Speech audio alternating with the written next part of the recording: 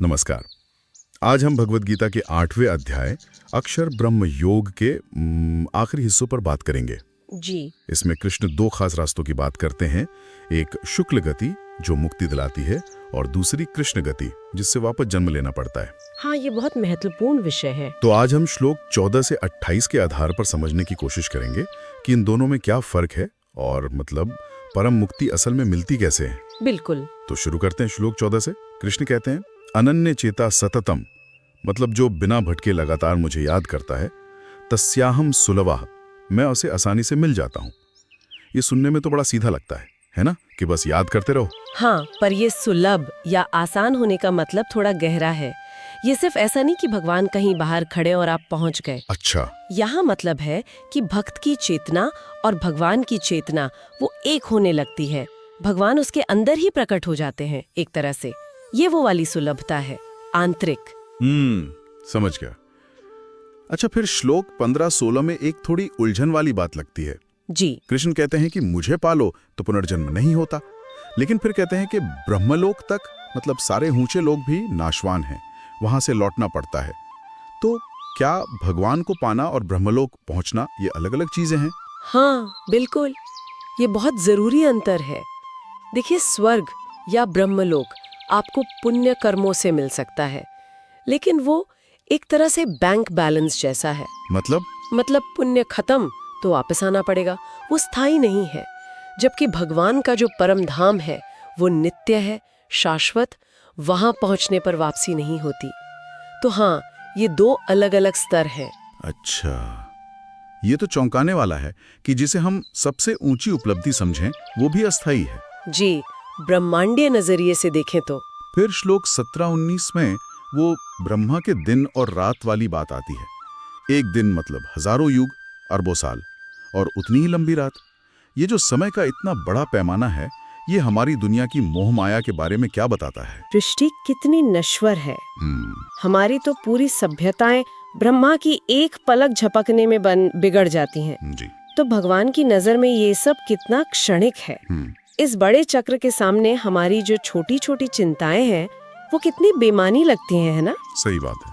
असल में केवल भगवान का स्वरूप और उनका धाम ही हमेशा रहने वाला है, सनातन है। और इसी बात को आगे बढ़ाते हुए श्लोक 20-21 में उस परम सत्य की बात होती है, परा तस्मात्तु भावो अन्यो अव्यक्तो अव्यक्त सनातनः, मतलब उस अव्यक्त प्रकृति से भी परे एक और सनातन अव्यक्त भाव है जो सब कुछ नष्ट होने पर भी नष्ट नहीं होता। ये तो कमाल की बात है। बिल्कुल, यही भगवान का वास्तविक परम स्वरूप है, उनका परम धाम, जिसे कभी कभी गोलोक भी कहते हैं। ये सत चित आनंद स्वरूप है, यानी शुद्ध अस्तित्व, शुद्ध चेतना, शाश्वत आनंद। और ये सृष्टि के बनने बिगड़ने से परे हैं? पूरी तरह परे। यहाँ पहुँच गए तो फिर कोई वापसी नहीं। असल मंजिल यही है। फिर आते हैं श्लोक 23 से 26 पर, जहाँ कृष्ण सीधे सीधे वो दो गतियां बताते हैं, शुक्ल और कृष्ण। जी। वो कहते हैं अग्निर ज्योतिरः शुक्लः, यानी अग्नि, ज्योति, दिन, शुक्ल पक्ष, उत्तरायण, इन रास्तों से जाने वाला ब्रह्म को पाते हैं। और दूसरी तरफ धुआं, रात, कृष्ण पक्ष, दक्षिणायन, ये चंद्रलोक ले जाकर वापस जन्म देता है। तो क्या ये सच में मरने के टाइम पर निर्भर करता है कि दिन है या रात? देखिए, ये गहरा प्रतीकवाद है। ये सिर्फ कैलेंडर या घड़ी का समय नहीं है, ये असल में चेतना की अवस्था को दिखाता है। अच्छा, कैसे? शुक्ल गति मतलब ज्ञान, वैराग्य और भक्ति का प्रकाश, उजाला। मृत्यु के समय आपकी चेतना कैसी है, आपने जीवन भर क्या कर्म किए, क्या ज्ञान पाया, ये सब मिलकर आपकी गति तय करते हैं। जिसके मन में ज्ञान और भक्ति का प्रकाश है वो योगी शुक्ल गति से परम पद पाता है। और अंधेरा मतलब अज्ञान, मोह, आसक्ति, वो आपको वापस जन्म की ओर ले जाता है। समझ गया, ये चेतना की स्थिति है, दिन रात तो प्रतीक है। जी बिल्कुल। और आखिर में श्लोक 27-28 में कृष्ण कहते हैं कि इन दोनों रास्तों का रहस्य जानकर योगी मोहित नहीं होता, और अर्जुन से कहते हैं तस्मात् सर्वेषु कालेषु योग युक्तो भव अर्जुना, इसलिए हे अर्जुन, तुम हर समय योग में स्थिर रहो, मुझसे जुड़े रहो। ये जानने भर से मोह कैसे दूर हो जाता है? क्योंकि देखिए, जब मंजिल साफ हो जाती है ना जी, कि नश्वर स्वर्ग नहीं बल्कि वो शाश्वत परम धाम पाना है, हाँ, तो रास्ते के जो छोटे मोटे पड़ाव हैं, या भटकाव हैं, वो फिर उतने मायने नहीं रखते। ज्ञानी भक्त समझ जाता है कि असली चीज क्या है, सही। इसलिए वो अस्थायी लोगों के लालच में नहीं फंसता। उसका ध्यान सिर्फ परम सत्य पर रहता है। और कृष्ण का ये कहना कि हर समय योग में रहो, ये बिल्कुल प्रैक्टिकल सलाह है। भ्रम से बचने और सही रास्ते पर बने रहने का यही तरीका है। तो इस पूरी चर्चा का सार यही निकला कि भाई असली मंजिल तो भगवान का वो शाश्वत धाम है जो स्वर्ग वगैरह से बहुत परे है जी। और वहां पहुंचने का रास्ता है अनन्य भक्ति, लगातार उनका स्मरण, नाम जप, ध्यान, अच्छे कर्म, ये सब उस शुक्ल गति में मदद करते हैं। बिल्कुल।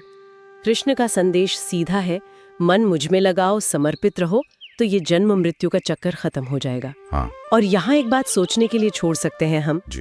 कि अगर ब्रह्मा का वो अरबों साल का दिन रात और उनका लोक भी आखिरकार नष्ट हो जाता है, तो फिर उस परम सनातन तत्व पर, जिसकी बात श्लोक 20-21 में हुई, उस पर ध्यान लगाने से हमारी जो रोज की छोटी बड़ी परेशानियां हैं, जो नश्वर है, उनको देखने का हमारा नजरिया कैसे बदल सकता है। शायद यही गीता का असली व्यावहारिक संदेश है। बिल्कुल सही कहा, सोचने वाली बात है। अच्छा, अगली बार हम 9वें अध्याय राज विद्या राजगुह्य योग पर बात करेंगे, जहां कृष्ण कहते हैं कि वो सबसे गोपनीय और श्रेष्ठ ज्ञान बताएंगे। जी, वो भी बहुत गहरा अध्याय है। तो मिलते हैं अगली बार, तब तक के लिए ओम नमो भगवते वासुदेवाय। जय श्री कृष्ण। जय श्री कृष्ण।